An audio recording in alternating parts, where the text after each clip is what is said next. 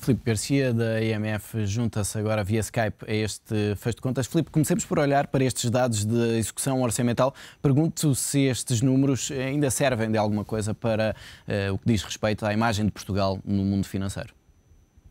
Olá, boa tarde, Ruben. Em primeiro lugar, não posso deixar de dizer algo. É para mim surpreendente que se fique satisfeito em voltar aos valores antes da crise, como se fossem bons resultados. Um país que nunca teve um superávit orçamental desde 1974 e que, sobretudo, neste século, tem tido resultados orçamentais muito decepcionantes, chega a ser caricato que se recorre ou que se registre com agrado o voltar a uma situação que por si só já é bastante má. Mas, para além disso, eu diria que nesta altura o mercado não está a olhar para essas coisas.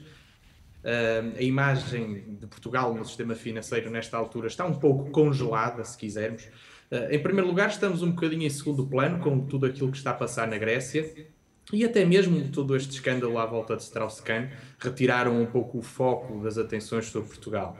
E depois porque estamos num processo eleitoral, faltam 2 semanas para termos eleições e, portanto, espera-se o que é que vai sair daqui, se as eleições vão conseguir produzir ou não uma solução de governo que seja estável e que possa permitir a implementação do Pacto de Austeridade. Esse sim será o momento mais importante e, portanto, eu adivinharia que até às eleições, ou pelo menos à formação do novo governo, não haverá grandes novidades relativamente à imagem de Portugal no estrangeiro.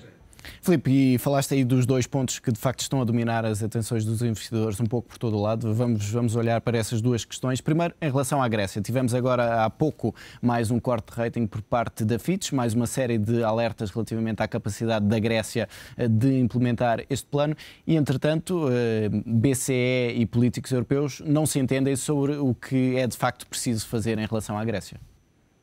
É isso mesmo. Muito se pode criticar as agências de rating relativamente a alguns detalhes, nomeadamente timing, inclusivamente. Mas, no fundo, aquilo que elas estão a fazer é simplesmente, enfim, a constatar a realidade. Há muito tempo enfim, quem quiser olhar para isto de uma forma imparcial e objetiva, já percebeu que a questão grega não se resolve atirando o lixo para debaixo do tapete, atirando apenas dinheiro ao problema. É um problema de governance europeu, é um problema da zona euro.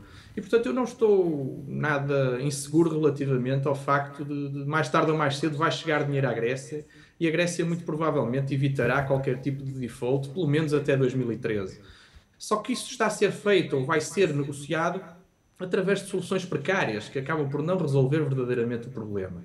E como no caso grego, que é mais parecido com o português do que o irlandês, no sentido que são economias que não conseguem crescer, aquilo que acontecer na Grécia provavelmente vai acontecer depois em Portugal, talvez num grau diferente.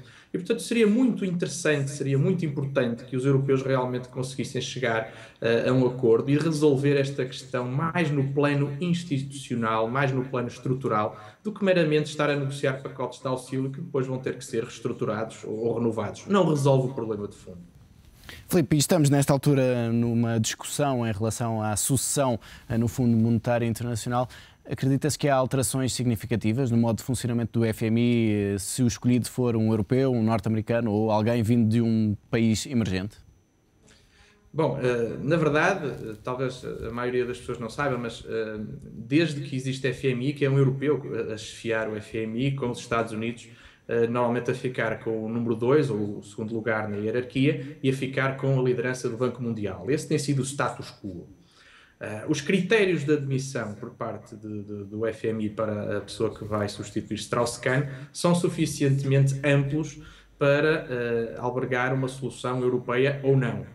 Apenas se pede ampla experiência profissional e de decisão de política económica, ou seja, que tenha sido alguém que já tenha estado, digamos, no poder a nível de decisão de política económica. Aquilo que me parece, e arriscando aqui um bocadinho uma opinião, é o seguinte: é claro que o mundo mudou.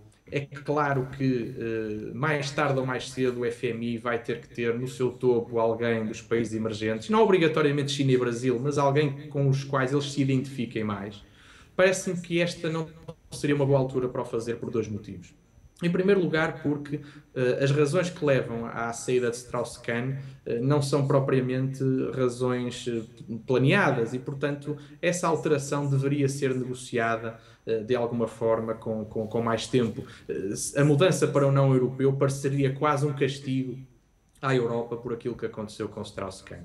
E em segundo lugar, porque o principal problema com que o FMI se tem que deparar hoje é a crise da dívida soberana na Europa. E faz mais sentido ter um europeu do que um não europeu nestas matérias. Em todo caso, serão os Estados Unidos a decidir, porque são eles quem vai ter aqui o fiel da balança e vão decidir, embora diplomaticamente, mas vão decidir o que é que vai acontecer. Eu arrisco que continuará a ser um europeu, mas se não for, o significado é mais político do que propriamente operacional, porque o presidente do FMI, o chefe do FMI, não é bem o decisor. O decisor é o Comitê Executivo e esse, enfim, mantém-se e manter-se-á durante muito tempo.